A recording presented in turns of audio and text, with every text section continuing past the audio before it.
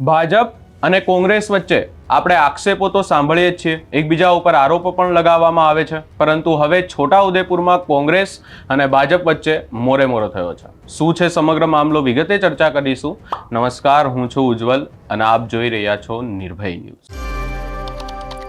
હાલ કોંગ્રેસ દ્વારા આખા ગુજરાતમાં જન આક્રોશ યાત્રા નીકાળવામાં આવી રહી છે. આ જન આક્રોશ યાત્રા છોટાઉદેપુરમાંથી પણ નીકાળવામાં આવી, ત્યારે હવે ભાજપના નેતા દ્વારા સોશિયલ મીડિયા ઉપર એક પોસ્ટ કરવામાં આવી હતી.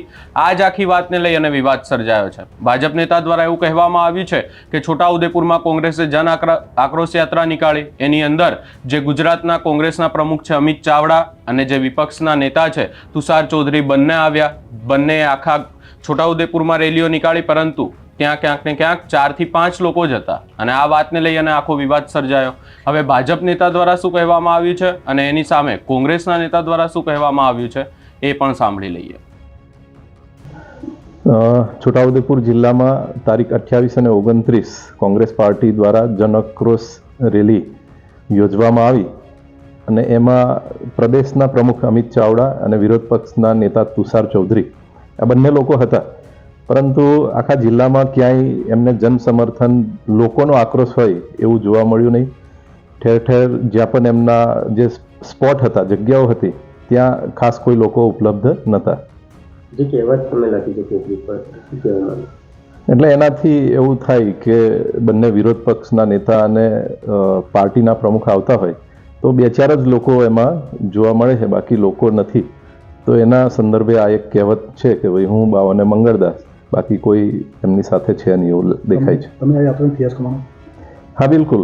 કારણ કે ઘણી બધી જગ્યાએ હું જાતે પણ સોશિયલ મીડિયા અને વ્યક્તિગત પણ જતા આવતા, છોટાઉદેપુર જતા આવતા જોયું તો ઘણી બધી જગ્યાએ માંડ 20-25 લોકો એમાં ઊભા હોય એવું જોવા મળ્યું છે.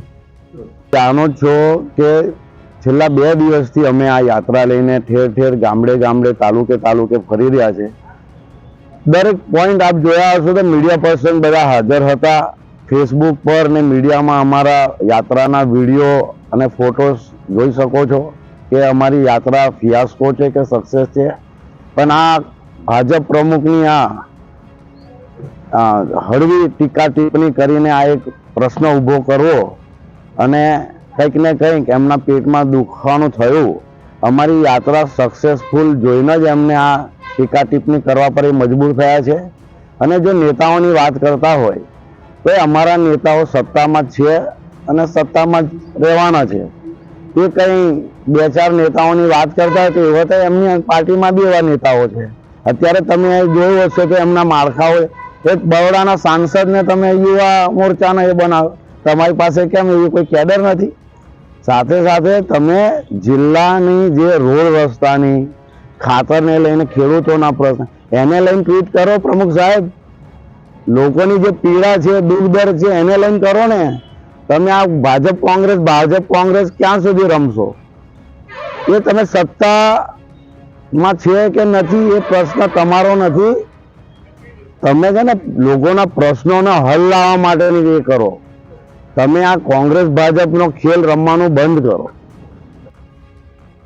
હવે અહીંયા સ્પષ્ટ વિવાદ એ વાતને લઈને સર્જાયો છે કે કોંગ્રેસની સભામાં કેટલા લોકો આવ્યા હતા. આ વાતને લઈ અને ભાજપ દ્વારા અહીંયા ટીકા કરવામાં આવી છે કે કોઈ લોકો નહોતા, 3-4 લોકો હતા અને બાકી કોંગ્રેસના નેતાઓ હતા. એની સામે હવે કોંગ્રેસે પણ જવાબ આપ્યો છે અને કોંગ્રેસ દ્વારા કહેવામાં આવ્યું છે કે ભાજપ પ્રમુખે જે ટિપ્પણી કરી એ ક્યાંક ને ક્યાંક પ્રશ્નો ઊભા કર્યા, પરંતુ પોતાના અંદર જ જોવે પોતામાં કેટલો વિખવાદ છે એ વાતને લઈને પણ ક્યાંક ને ક્યાંક નજર નાખે. એટલે હવે ભાજપ કોંગ્રેસ આમને સામને આવ્યું છે. આ સમગ્ર બાબતને લઈ અને આપનો શું અભિપ્રાય છે એ અમને કમેન્ટ કરી જરૂર જણાવશો.